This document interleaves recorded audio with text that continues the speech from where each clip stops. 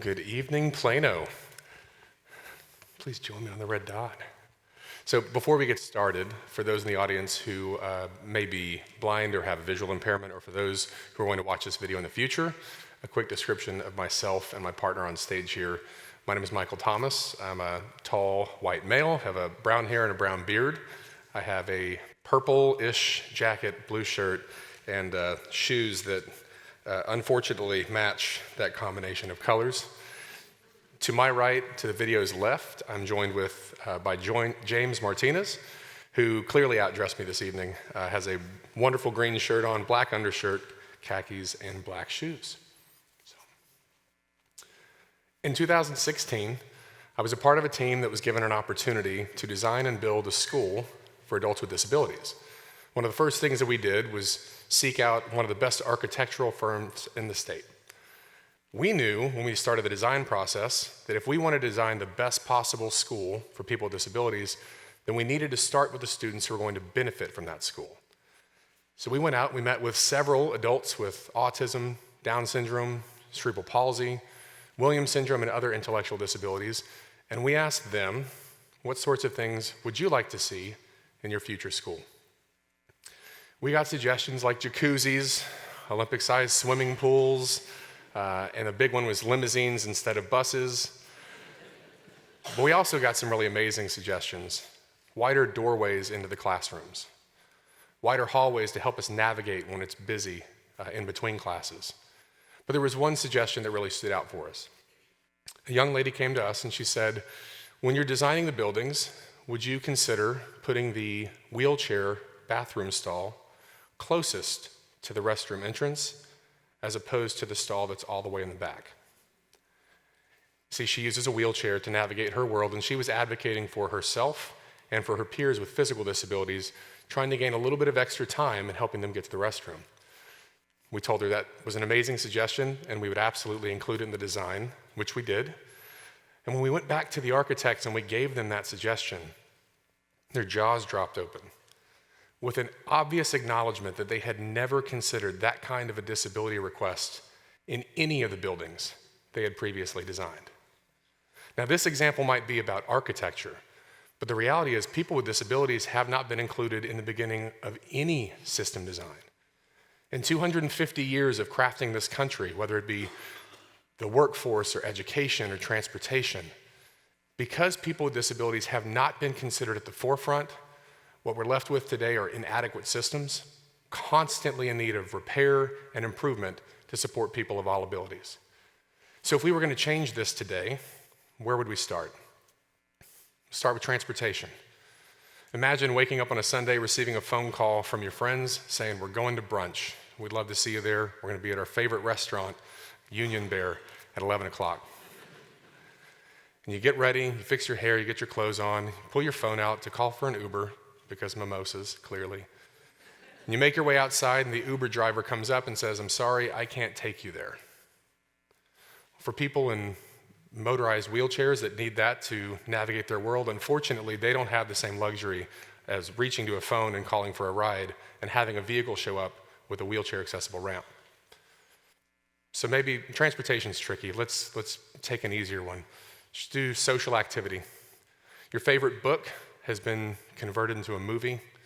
Opening day is coming up soon. You buy your ticket, you go to the movie, and you sit down in a theater like this with your popcorn and your drink, and the movie begins, and you can't hear anything. You have no idea what the actors are saying. Well, for people who are deaf and hearing impaired, that may be the situation. And unfortunately, if that theater has not provided a form of adaptive technology or closed captions, you're probably going to have to wait for that movie to come home to a streaming device and just watch it there. Okay, social activity is tricky too. Let's take a really easy one and go with healthcare. So imagine being a parent who's calling around for a doctor or a dentist to find a physician who can support routine physical or a cavity filling. And you call around and you call around and you call around, and you can't find anybody who can support your child.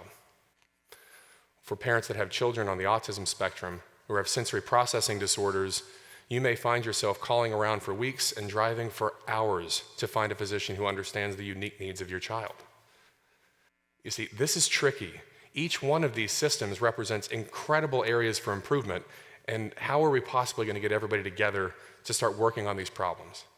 What if I told you that there is an entity that can bring everyone together into a room and help facilitate the improvement of design in these systems?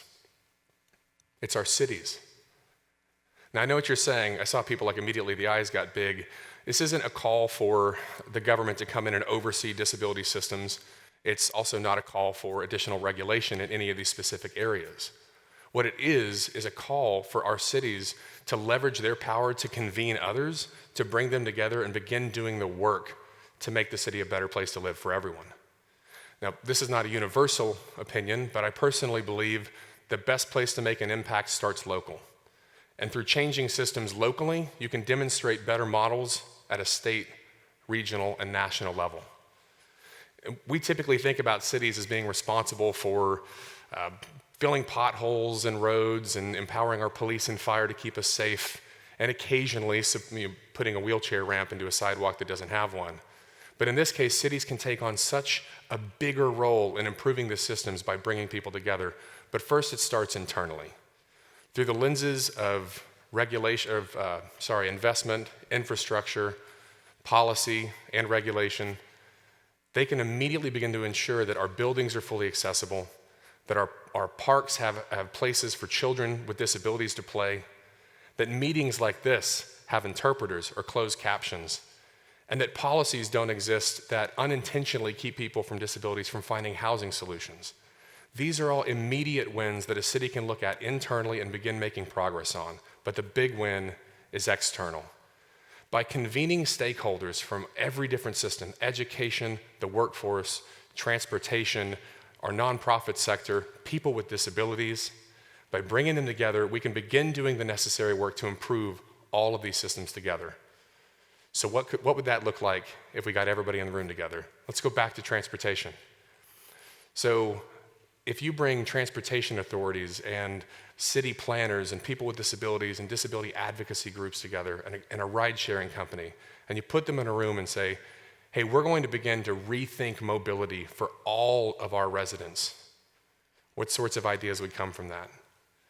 I can give you two right off the top of my head. So our brunch example. What if we bring everyone together and say, you know what, we have people in the city who cannot access traditional rideshare systems because they either have physical disabilities or they have an intellectual disability that keeps their parents from feeling comfortable with them getting on the ride. Let's build programs to support the education. Let's bring technology companies together to facilitate a rideshare application that can pick them up and take them to Union Bear at 11 o'clock on a Sunday. We could build sensory-friendly transit stations that support people with physical and sensory disabilities across the city to navigate from their home, through the bus system, trains, and everything in between. I'll give you an example of what this could look like. I flew into San Diego last year for a conference. We landed, I went down to the baggage claim, got my bag, and did what a lot of people do immediately, which is pull out our phone, ironically, open up our rideshare app, and find out where I needed to go to get picked up. So I grab my bag, I've got my phone, and I'm following the blue line. As I'm walking outside, I hear a voice to the side of me say, stop, stop, stop. And I looked up and turned to the side, and I saw that the San Diego airport had installed a device to support people with visible or vision disabilities to keep them safe and not enter into that road. Ironically, that day, that system designed for people with visual impairments supported somebody without a visual impairment from getting hit by a car. That's universal design. Excuse me. Okay, that's transportation. Let's take the combination of two sectors. Let's take education and the workforce.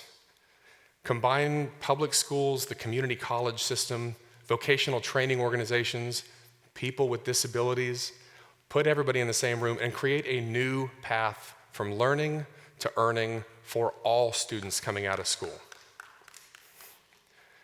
Doing this would demonstrate that we believe every child coming out of the school system has the ability and the interest to work, and we're going to provide a system to support that pathway. So a few ideas there. First is straightforward. Cross-departmental internships that support people of any ability level.